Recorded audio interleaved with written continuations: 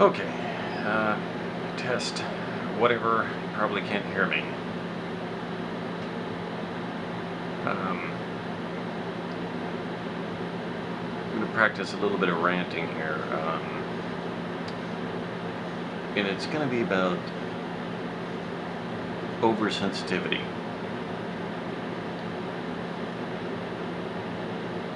Uh, it's something that makes life more incredibly, and I do mean incredibly difficult to deal with than it has to be. Like, if I don't, when I check into a hotel at night, because I drive fuel trucks all over the Washington State area, to pick up fuel and stuff, and I have to stay in hotels frequently. Well, I guess, I don't know, I look like a total asshole, and of course I'm the only asshole on the entire planet. Everyone else is a sweetheart. I'm the only asshole, apparently. So whenever I go into a hotel to check in, it's at the end of a long, anywhere from 10 to 14 to 15 hour day. I've been dealing with traffic lights and traffic and construction and all those sweethearts out there on the road, that I have to deal with. And I'm not just talking about the drivers of other cars. I'm talking about cops and Department of Transportation and construction and all kinds of stuff. And I've seen people lately sitting on the side of the street, with a couple of lights where they're blinking, where a lot of trucks go through there all the time, with their little control component thing to set the light times, sitting there on their lap. And when I notice them over there on my right through the passenger window, I'm like, and I frickin' zero in on him, I can see the little punk on the right with the thing on his lap, sitting there with that weird, delightful grin on his face that says, yeah, I know that I'm messing with people out there by making the trucks where you have to shift 28 times every time you stop, not to mention holding the clutch a lot, at every light. And I like to, set it to where, if I don't think you're shifting fast enough and speeding up enough between lights, I will punish you by making you stop at the last moment, or setting it to where you stop at you can't go through the light because you're a heavy truck and it's a manual transmission. It's not a Corvette, and you can't speed up fast enough to make my lights. So, you end up sitting for the longest time at every light. And let me tell you, this shoulder and this arm and everything and this hand from shifting the transmission all the time, oh yeah. Try it sometime, you might like it. Then again, you might not. But once you've shifted that truck every day for like 6 days a week, about, I don't know, let's just get a rough number, a guesstimate. I figure somewhere between 3,000 and 5,000 times. Yeah, and when you're sitting there on Friday or Saturday and your arm's still aching from, when it started hurting on Tuesday, yeah, you can kind of get a little bit upset about the guys that are setting the lights. So, it's stuff like that I have to deal with all day that causes me, at the end of a 14-hour day when I'm going in to check into the hotel, I'm not Mr. Happy-Go-Lucky, most pleasant guy on the planet. Duh, go figure. And then when they tell me, oh, that'll be $125 for a double queen room with no micro, no fridge, and an old tube TV with only 3 cable channels on it, and 2 of them might be, non-fuzzy, and the rest are all sports, ESPN. So when I'm there at the counter and I'm checking in, and I have to wait for a long time to check in, because usually there's somebody in line in front of me, or I get the timing and it reminds me of the lights. I get the timing just right to where an entire group of bus riders or a family on a gospel tour or something like that, comes in and is at the counter in front of me. Just got there before I walked up. Okay? Now, I have to wait through all of that, and I've already gotten to the point where I don't bring anything in the hotel when I first go to check in, because I've also learned that aside from that wait, it takes a long time to check me in, even though when I go in there I try and be squared away. I have a little courtesy for people behind me, that have been waiting longer than I have. So I try and, have my card and everything out, my ID, and be squared away so I can go fairly quickly through there. And the other thing I've been running into is, it seems like, because my sparkling personality, lately, every time I trudge up to the room, and my room is basically never on the ground floor. Not that I actually ever asked for a ground floor. If I'm given a choice, I like one up higher. But the thing I'm saying is, mostly, almost, I would say 90% of the time, when I go up to my room, and I've got everything on me, and I've been waiting in line, and I'm tired, and it's after a 14-hour day, and I got all this crap all over me, and I'm hanging, I haven't had a shower, I'm sweating to death. And the truck, when it gets hot outside, and I have to change the RPMs a lot on the transmission, like in heavy stop and go traffic, the AC seems to freeze up, and it freezes up the fan, and the airflow and the fan slows down and stops. So I'm sitting there in traffic for hours before I get to the hotel. So you add all that in, and I'm supposed to be this sweet, smiley, pleasant person when I get to the counter after I've waited every time.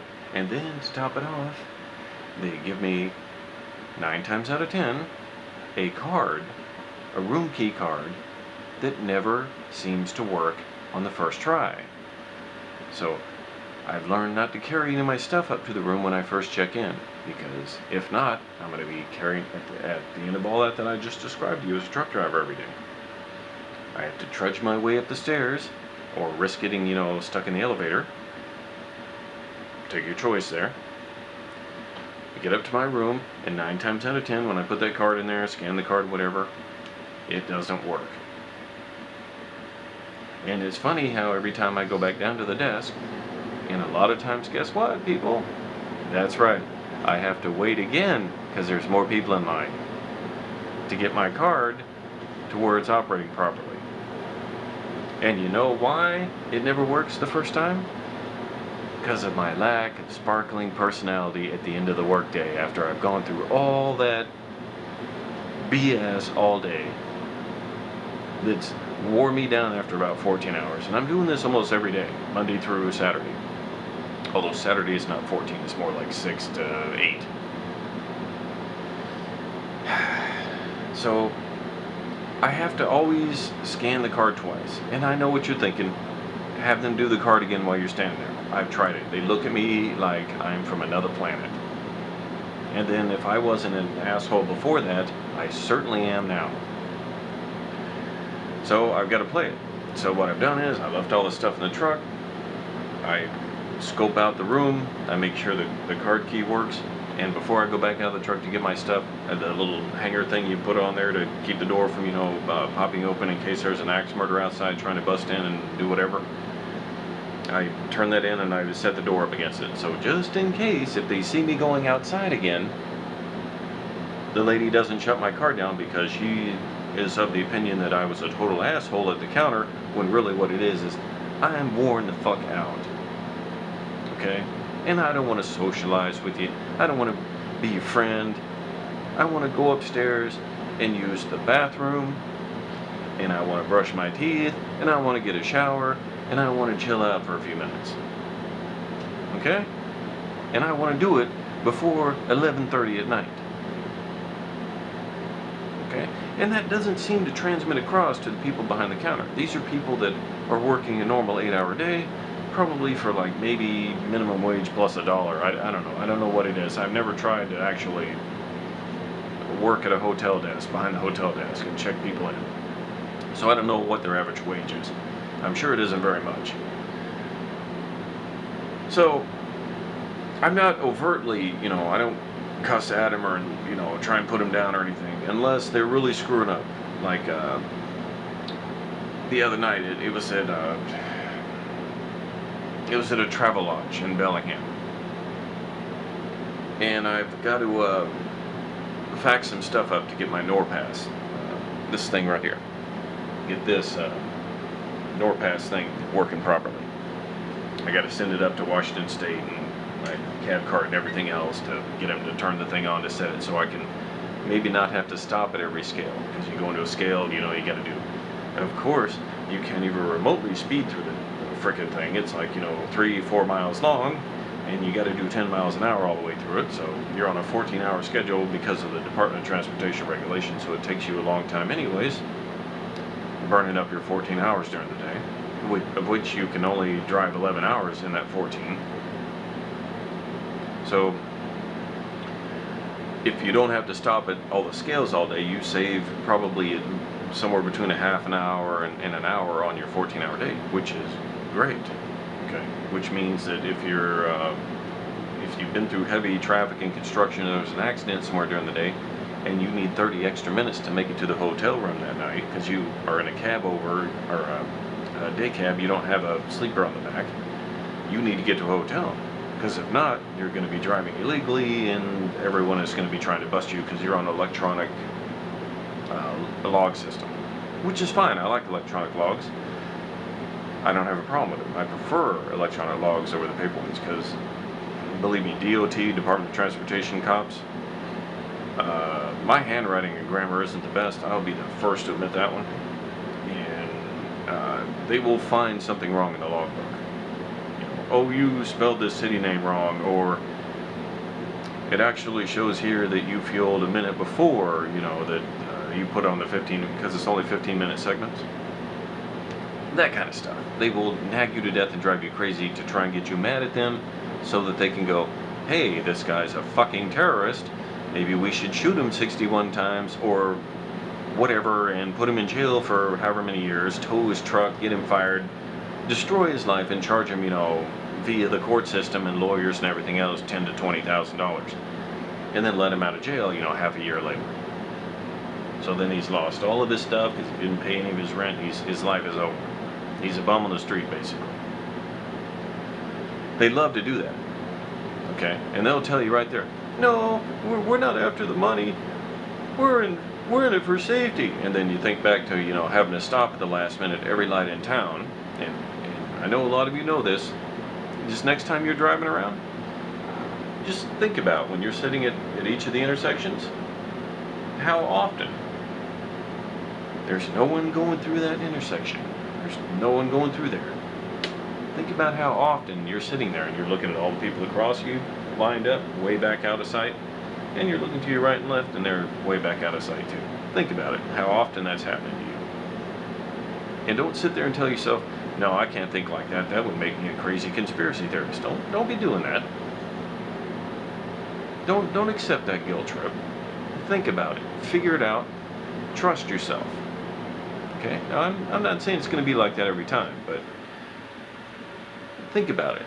Try it out. Examine it yourself and think about it and consider with your own experiences if that's happening to you. If you think there's too many coincidences there and you think maybe, possibly, somebody, an authority figure, a policeman, a law enforcement official of some kind, is abusing their authority and is delighting in tormenting people using those traffic cameras to stop people at the last moment and micromanage every single little thing you do. They're probably using that camera to look right in your face and see if they've made you angry or pissed you off or something like that. Okay? Think about it. Try it out. Test it. I think you'll find that there are definitely instances of it happening.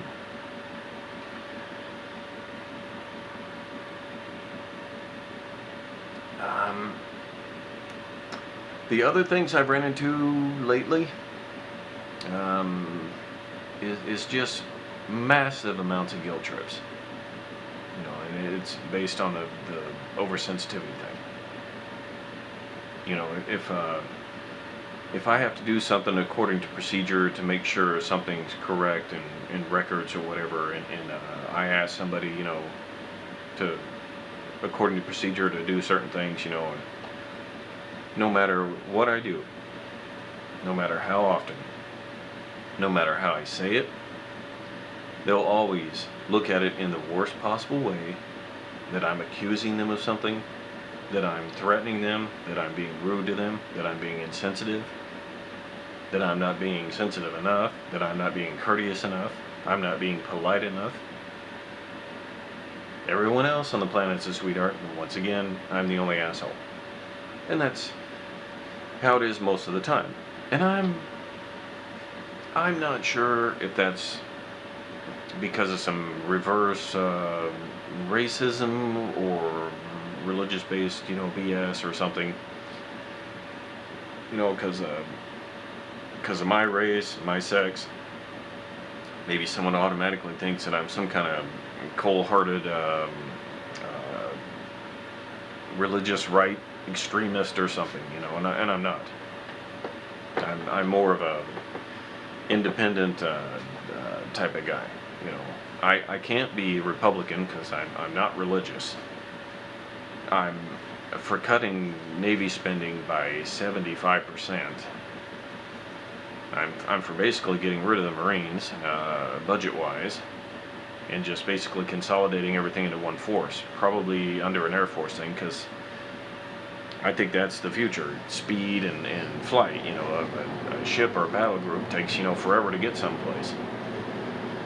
So it wouldn't be necessarily firing anyone. It would be getting rid of those old, outmoded, slow, ineffective, basically military-industrial complex supporting military that we got right now. That obviously, and I'm not disparaging the military personnel, but they're having to fight within a certain parameter allowed to them. That equipment, supplies, structure, permissions, certain things like that. It's not them that I'm complaining about there. I'm not trying to complain about them and get them fired off or anything. That's not what I'm trying to do. It needs to be more modernized and squared away so that they can be more capable and quickly able to respond to stuff. I think nowadays I don't think we can really do that effectively or very well. I think we could do a lot better. But anyway, I remember back in '97 when the entire military budget was $250 billion. We didn't get conquered then, and we still had nukes. We still have nukes. We did fine. We're still here. No one invaded the United States. Everything's cool. And I think we could go back to that, and we would be just fine. Okay, especially now with all the boomers retiring and the exploding budgets and everything else. So, anyway, that's a little bit more about me. Some more stuff. 43 years old, of course. My favorite kind of women are like Monica Bellucci, Jessica Biel, any woman that's basically confident, smart, attractive. I'm into curvy, tall women. I like them that way. I'm not so much into the really young, inexperienced girl. That I'm not into that little kid thing, if you know what I mean. I'm more into the grown-up, stable. She's got herself squared away. I'm not looking for a disaster, emotional disaster waiting to happen. I can't afford that. Not with the current court system, the way it deals with that. No, I don't want to give up half my pay each month to somebody else's family and work until I fall in the grave. Okay, I don't want to do that. Okay, and that's basically currently how it is.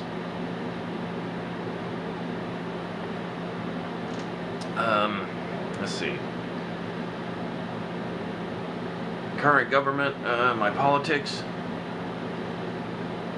I'm more independent. I did vote for a bailout, but when Newt was looking like he was going to be the nominee, I would have voted for him all the way, and I did vote for him in the Washington state primary. But the theocratic corporatists in charge of the Republicans basically denied that one. So now I'm stuck with Lamey and a choice between Lamey and bailout again. So Sorry, I'm not going to vote for Lamey.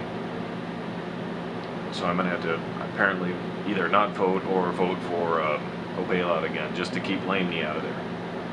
You know, I look at it kind of like this. It's a choice between two piles of dog shit. Okay. But the only difference is Lamey is basically one with a lot of, you know, nasty, wiggly, you know, worms in it, and the other one is just, you know, okay, sort of. I don't know. Read into it what you will. I don't care. I'm not in this to be sensitive or to protect anyone's feelings. So I'm going to be voting for a bailout again, because I figure that one's less nasty. But I know what's going to happen once that occurs. I think the demos are going to sweep in November, and after that we're going to see the biggest federal, state, general fund housing bailout you've ever seen in the entire world history that's that I am aware of. And I think once we get to that point, the currency is going to probably fall through the basement, and I don't know. I'm thinking maybe at that point you probably should be in euros. I don't know, but I see Goldman Sachs puppets from our administration and CNBC over there in Europe trying to destroy them too, just like they did us.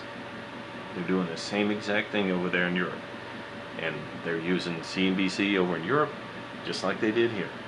And it's all you got to do is look at it, and you'll see the carbon copy of it. It's almost exactly the same. They're doing the same exact thing. So I figure that's what we're going to be running into in November. I think we're going to have all three branches demo again, and it's going to be spending that makes Nancy Pelosi's Congress look spendthrifty. So I don't know what's going to happen at that point, aside from a hellacious increase in the cost of living, which will probably be unsustainable because most of us are unemployed, or we're making less, or we're worried about spending anything that we might have saved up. Not that we're making any money from our bank account interest, because the feds won't raise the interest rates. So I figure, like they're doing with oil, they make all these things up, you know, to anxiety stress the price of oil up in trading. Like, oh, you know, this week, you know, today we've had 3 more refineries blow up. Or, you know, we're once again thinking about invading Iran, and we're going to do it next Tuesday, but 3 months later, they're still saying they're going to do it next Tuesday. And it does the same thing, and it gets the price up again. But the problem is, I don't think these people in charge have ever had to worry about the cost of living. You know, they were basically born with a silver spoon in their mouth. Okay?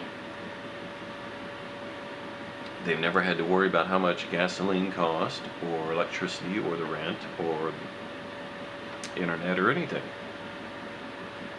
So they don't care if the price doubles, because they're so rich they don't have to worry about it, and they're the ones that are in charge.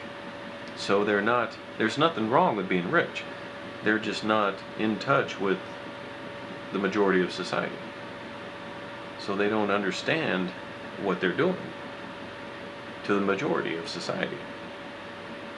Okay? And that's why we're having all these problems, because they look at it and they go, well, we need to get the price of everything up because that's a GDP. As long as the price of everything's going up, our GDP is positive and we're not in recession. And that's how they think of it. That's how they do it. That's how they run the macroeconomy. Okay? That's as simple as you can get it. So the problem we have is we got people in charge that are out of touch and are just in it for themselves. And they're the ones getting all the authority, they're the ones making all the decisions, they're the ones getting all the bailouts, they're the ones that are causing all the problems, they're the ones that should be taking all the blame, but the people taking the blame are the common majority people who are basically lazy, according to them, not working hard enough, not responsible enough, they don't take good enough care of themselves, they don't eat right, they don't Uh, you fill in all the guilt trip, you know, fill in the blanks you want to. And say whatever, and they're going to guilt trip you so that they don't feel guilty. All right? And they're going to continue to do what they do and shift the guilt off on someone that basically more or less can't defend themselves. So, unless you're lucky enough to start off with a lot and get really lucky and not have any problems and have a really stable teen environment when you're growing up in the and you're not stuck in some kind of chaotic cluster that I describe as our public school system, then you might get lucky enough to be in a calm enough environment where you can actually learn something and get stable enough to be productive in society and perceptive enough because you're calm, you're stable, and you're able to perceive things. You're not in a freaked out, stressed out thing to where you're just barely making it through the day without blowing your own brains out. Yeah, if you luck out and you're able to actually make it through all that chaos, okay, and not have any disasters happen to you, like predatory people coming up and taking advantage of you or something like that. You don't have the experience yet, you're really young, you don't know what they're doing, and if you manage to make it through that chaos, okay, you got good people around you that are protecting you, family, whatever, okay, and I'm not against family, okay, even though I'm not religious. Just because I'm not religious doesn't mean I hate the family. That's crazy Alex Jones stuff, okay, that's not me. I'm a Bill of Rights kind of guy. But if you're lucky enough to make it through all that, okay, you just might be one of the middle class at that point, at least, or higher. Okay? It doesn't take all that much, but if you get off on the wrong footing and you have to learn everything on your own, you're going to have a rougher time of it, and it's going to take you a lot longer to recover from it. And before you know it, you're going to be 30.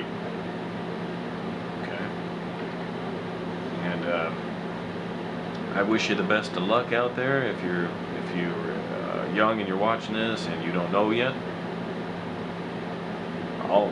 the only thing I can say at that point is I hope what I said there maybe helps out. Makes you real cautious. Don't trust anyone. Don't support anyone. Defend yourself. I don't even trust family members. Okay, that's where some of my worst disasters have happened. so whatever, it all depends. But if you get through all that, I wouldn't say college is the cure-all for anything. What that's going to do is run up a lot of debt, unless you're lucky enough to have relatives that are funding you or somebody that's helping you out and carrying you through something, which would be great. But what you really want is probably to find out what it is that you like to do, and then get whatever certification or license from the state that's similar to that, so that you can make that little bit of higher income off of it. Okay, because the one thing I found out was even though I was electronics tech in the Navy, Washington State did not recognize any of that time for an electrician's license, and their excuse was it was all on an ungrounded system and submarine out in the ocean, so I have to totally start over and learn the entire thing again for electrician, which meant thousands of hours just to get back to a wage level where I was when I was in the military. So there you go. Anyway,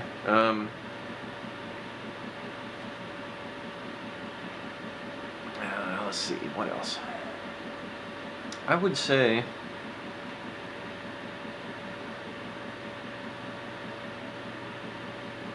try not to let stuff get you down, or to the point where you end up in a psychiatrist's office where they're trying to get you on some kind of antidepressants or something that messes up your mind. I think you need your clarity. I don't think this will bother you any, not really. Um, I'm talking about those antidepressants that basically affect some people oddly, turns them into suicidal maniacs. I wouldn't recommend getting on any of that kind of stuff. You need your pain. You need to learn how to deal with it. That's part of growing up and being an adult, is learning how to deal with that kind of stuff. Yeah, you're gonna get some anxiety and stuff when you're sleeping at night, and you're gonna feel it. Okay, but it's gonna be there. You get used to it after a while. Okay, that's yourself maturing. That's learning to deal with that. And as you get more experience in that, as you mature more, you'll understand what you need, and you'll recognize the con artists, you'll recognize the used car salesman, the televangelist. You'll see them earlier and soon enough to where you can defend yourself against them and keep them from destroying you financially. Okay, and knowing is, to quote the old GI Joe cartoons, knowing is half the battle, right? So it's all about trying to make the fewest mistakes that you possibly can, and let me tell you, they're going to happen. Mistakes are going to happen no matter what you do. You can run from it, you can hide from it, you can build up all these convoluted defenses for it. It's still going to happen. Okay? You better plan for the worst and hope for the best. And maybe 1 out of 6 or 7 times you're going to have the best. Okay? But most of the time, because everyone out there, okay, and this may not be true for everyone, but it's a good base point to go from. So let's just go ahead and say it that way. Everyone out there is trying to screw someone else over to make money, to get rich, to do something to make themselves better. And they don't care if they're standing on your shoulders and they're 300 pounds and you're only 150. If they can take advantage of you somehow, they are going to. Alright? So, go into things knowing that. So if you think something is sounding good somewhere, like a college is advertising for something, or some job is advertising over here, investigate it thoroughly as much as you can to find out if it's actually able to be done or if it's legitimate. Don't just trust somebody that's hired as like a recruiter or something to make sure that they get more people signed on, because they will say anything to get you into that quota system so they can make their money, because they are on a commission kind of thing. Okay, the more they get in there, the bonus or the commission, the more money they make. So you need to see things like that, and that's a lot of society. A lot of society is on commission, okay, which is a large part of the problem. Okay, so everyone out there is saying whatever they have to get you to do what they want so that they can make their money. Okay.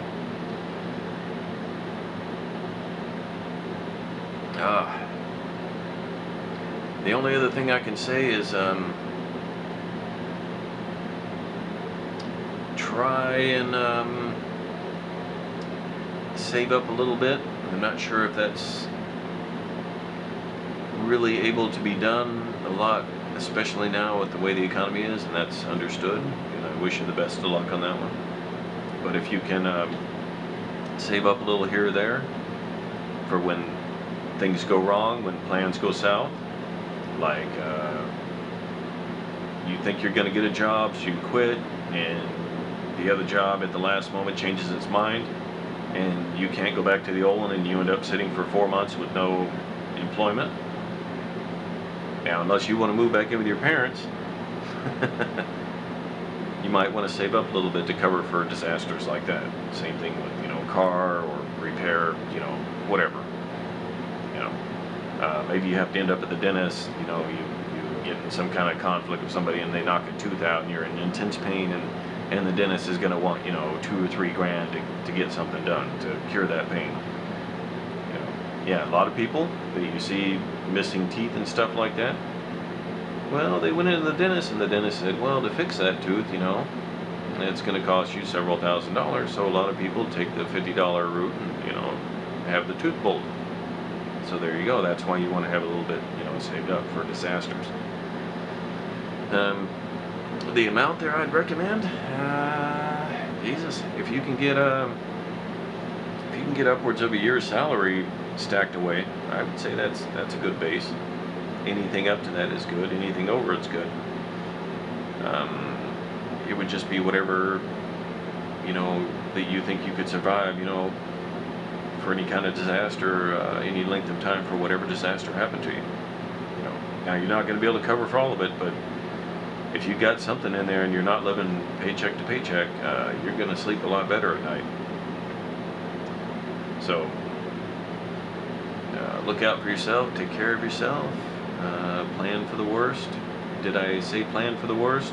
I did mean plan for the worst. So there we go. Oh, and also these, I actually prefer the chiladas, not these. I couldn't find any chiladas for a decent price. I don't want to be spending, $80 for a thing of beer for Saturday night. But anyway, do something that relaxes you, that chills you out. That way you don't have a freaking coronary or something like that, all right? Best of luck. Take good care of yourself, and try and plan for disasters. Okay? Because let me tell you, most everything is not going to go according to plan. Okay? And I'm sure most of you know that, and a lot of you that are around my age realize that big time. And anyway, best of luck, and hopefully all of us can make it through this current Goldman Sachs orchestrated collapse that's going on right now worldwide. Hopefully we all don't end up burning in nuclear fire here in a couple of years over this crazy theocratic corporatist crap that's going on right now. Anyway, I'm out. Salute. Good luck.